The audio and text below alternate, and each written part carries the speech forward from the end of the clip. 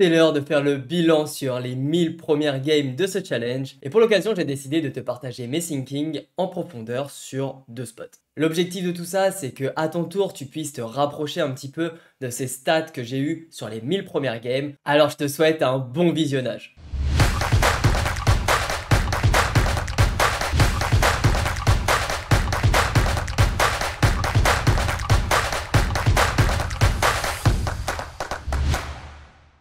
Salut, c'est Lucho pour ce jour 10 de ce challenge, Road to 50 000 euros. On commence la journée à 8h15 avec 1507 euros et le début de journée est plutôt calme. Et on rentre assez vite dans le vif du sujet avec une petite review dans laquelle je voulais te partager mon thinking. Alors, min raise roi 5 off. Pour contextualiser un peu la chose, notre ami Keke, on a la note comme quoi il fast play énormément. Il a raise ou même je crois qu'il a donc bet une fois middle pair. En tout cas, l'idée, c'est que 2 fois, il a fast play middle pair, et franchement, c'est une information en or ici. Du coup, bah, je bet, il just call, je suis assez confiant pour moi, il va beaucoup fast play les dames, pas mal commencer peut-être à fast play quelques valets un peu forts, il va sûrement call des valets faibles, mais voilà. Le 10-30, ça fait rentrer pas mal de draws, mais en même temps, ça fait aussi rentrer beaucoup de 10 et 9, roi 10, des choses comme ça. Donc certes, parfois il a valet 10, parfois il a dame 10, parfois il a 10 et 6. Évidemment, c'est un faible combo, mais majoritairement, c'est des mains assez capées. Et quand on continue et qu'il just call, c'est toujours pareil. Pour moi, il va être énormément capé ici. La plupart des doubles paires, il va les raise. Sur un board aussi drawy et tout, vu le profil. Il va toujours push ici avec double paire, je pense. Toujours, c'est toujours. On peut jamais dire toujours. Il y a toujours un faible pourcentage qui reste, mais je pense qu'on peut vraiment mettre une grosse pression. Et donc quand il y a le 2 ici, je mets le 3 barrel. Et je pense que j'ai vraiment une grosse FE ici. Donc je bet pot. J'ai bien que ça passe une fois sur deux. Je pense que j'ai bien 70-75% de FE contre sa range. Donc voilà, spot intéressant, comme quoi la prise de note, en fait, tout ça pour vous expliquer que la prise de note est super importante. Et que mon play par de là. Sur le 10, sur un mec un petit peu différent, j'aurais peut-être pas tout le temps pris le multi-barrel, ça dépend un peu. Mais là, contre lui, avec cette note-là, c'est vraiment bien de le prendre, c'est ultra rentable. Voilà pour ce petit spot. Juste après la review, on enchaîne direct avec une x5, alors je te laisse profiter. As-10 contre 3, dame. Allez, jusqu'au bout. Yes, yes. Les 9, on va y être. On est plutôt pas mal. Ok, on flip contre As-Dame. Pour l'instant, ça tient. Allez. Yes. Là, on fait flush en plus. Que du bonheur. Ça me fait un bon petit stack pour commencer le H8 7 x 5. Ok. Let's go As-Dame. Contre les 5, un autre flip. Yes, l'As direct. Allez, jusqu'au bout. Yes, la x5. Elle fait plaisir cette x5 et en plus on enchaîne avec pas mal de victoires sur des x4 et des x3 avant de jouer la prochaine x5 et c'est vraiment le moment de faire exploser la bankroll là. En à peine une heure on a déjà monté 100 euros. La x5, la belle x5. On enchaîne tout de suite. Il est très passif hein, quand même, Win. Je le voyais un petit peu plus embêtant que ça. Donc je l'avais tagué en bleu, mais franchement, c'est pas le plus embêtant. Donc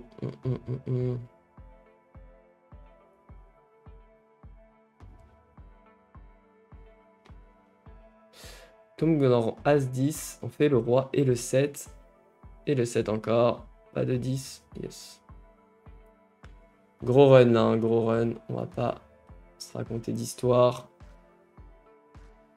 Bon là, il clique, on va just call pour de la double paire, mais sinon, c'est un give up.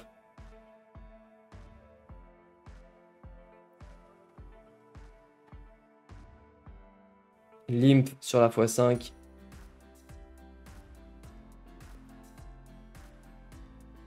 Roi dame, let's go. Paire de 3 en face. Allez, les 9, on tient là. On tient les 9 sur la x5. Yes.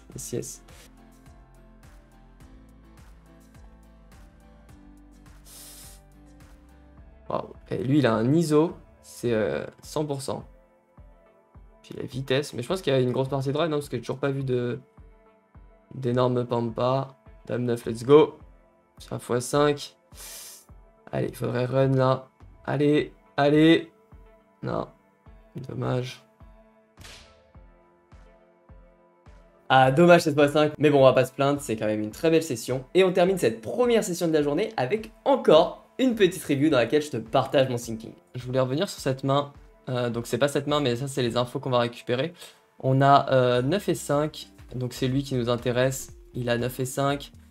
Il check back, il bet une bébé avec draw, et là quand il lit, il met 4 fois pot quoi. Il met 4 fois pot, donc voilà. Avec nut, ça donne une petite idée. Ensuite, on a un spot avec 9 et 3. Où, donc, vilain et all-in. J'ai 9 et 7. Et là, vilain décide de faire d'overbet le flop. Du coup, j'ai décidé de fold. Mais en gros, c'est-à-dire que n'importe quel top pair, en fait, il met un gros parpaing. Donc, il dit vraiment la force de sa main. Et il overplay pas mal. Du coup, quand on se retrouve ici, que je bet 2 bébés, que vilain il call. Je vais ici bet, il just call, là je suis assez confiant, hein. C'est pas trop de main forte, mais il y a le valet qui rentre, du coup ça peut faire rentrer des draws. Je décide de check back, tranquille, et là il fait un demi. Est-ce que vraiment vous pensez à un seul moment qui fait ça avec flush, ou même straight en fait vu le profil. Donc du coup bah, j'ai décidé de push direct. Et voilà, et c'est des spots super importants pour quand... Juste de bien lire en fait les ranges de... Enfin, les plays de vilain, d'avoir les bons explos, les sizing tails, les choses comme ça. Là, voilà, il nous dit clairement sa main quand il a une main forte. Donc dès qu'il fait un petit size comme ça, il faut pas call ici parce qu'il a souvent un block bet avec un valet et une dame faible. Même pas, je pense, parce qu'il les aurait pas call au flop. Donc un valet faible, un 8, peut-être même des doubles paires. Alors parfois il va les catch, hein, forcément. Double paire, c'est pas forcément les mains qu'on va target quand on push. Mais en tout cas, pour moi, il a jamais flush. Donc ça me va très bien de bluff directement, de transform bluff mon 6. Voilà, c'était un petit point que je voulais voir avec vous. C'est la prise de notes et bien voir les spots. Vous voyez le premier spot dont je vous ai parlé, c'est même pas un spot dans lequel je suis. Celui-là, et moi j'ai fold direct. Et c'est même pas un spot dans lequel je suis, par contre je l'avais vu et ça m'a permis d'avoir cet exploit à la fin. Donc soyez bien vigilants aux tables. On a fini la première session d'1h30 avec 1657 €. Et après 30 minutes de break, je reviens pour la deuxième session. La première heure est assez calme, mais à 11h15, les choses vont s'accélérer. On enchaîne les victoires, notamment sur des x4, et la bankroll, elle monte, avant de jouer la première x5 de cette session qui pourrait vraiment propulser la bankroll. Il y a juste son ISO shove qui est impressionnant. Je dis ça parce que je sens qu'il va bien me chauffer là. Non, ok. Vu qu'il ISO shove beaucoup,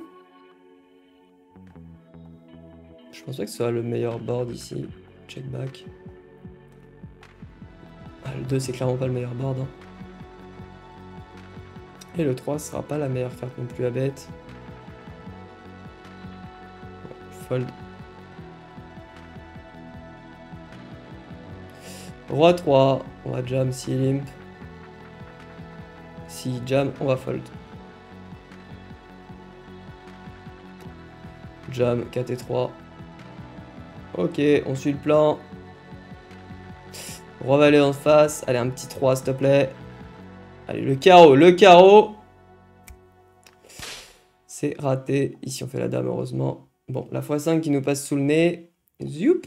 Dommage cette x5, mais la session n'est pas terminée. On enchaîne à nouveau des victoires sur des x4 et la bankroll continue de grimper jusqu'à 1862 €. En 40 minutes, on a monté plus de 200 €. C'est vraiment une très belle journée et c'est aussi la journée du bilan car on a atteint les 1000 parties. Donc je vais te partager tout de suite mes stats sur les 1000 premières parties. Donc pour faire ces 1000 games, on a eu besoin de 30 heures avec une moyenne de seulement 3 heures par jour. Donc sur ces 1000 premières games, on a un CEV total de 93. C'est vraiment un super CEV, notamment en 5 € où on a un CEV de 100. Je suis vraiment satisfait de ce CEV et forcément ça met en avant le fait de privilégier la qualité à la quantité car j'ai joué seulement 3 tables sur le début de ce challenge. Au niveau des courbes, on peut voir qu'au début, c'était un tout petit peu plus calme. Il fallait que je me réhabitue au fil de ces limites sur BetClick. Mais par contre, par la suite, on a tout défoncé. Encore une fois, un moment un peu plus plat quand on est passé en 10 €. Parce qu'à chaque fois, il faut se réadapter aux nouveaux joueurs qu'on rencontre. Et vous êtes nombreux à m'avoir demandé les courbes quand je parlais de run. Eh bien, tu peux voir qu'il y a eu des phases plus compliquées que d'autres. Là, à la fin, ça remonte bien, même si on a encore 13 000 chips soulevés. Tu peux voir qu'il y a eu des moments plus difficiles où on était à moins 30 000. Et c'est là que je te parlais un petit peu de ce bad run. Mais faut l'avouer, les jackpots ont bien compensé et on s'est régalé. Au niveau du temps de jeu, on a joué une trentaine d'heures avec en moyenne 3 heures par jour sur ces 10 premiers jours. Voilà, c'est la fin de ce bilan, la fin de cet épisode. Et je te retrouve mardi pour le prochain épisode. Allez, ciao!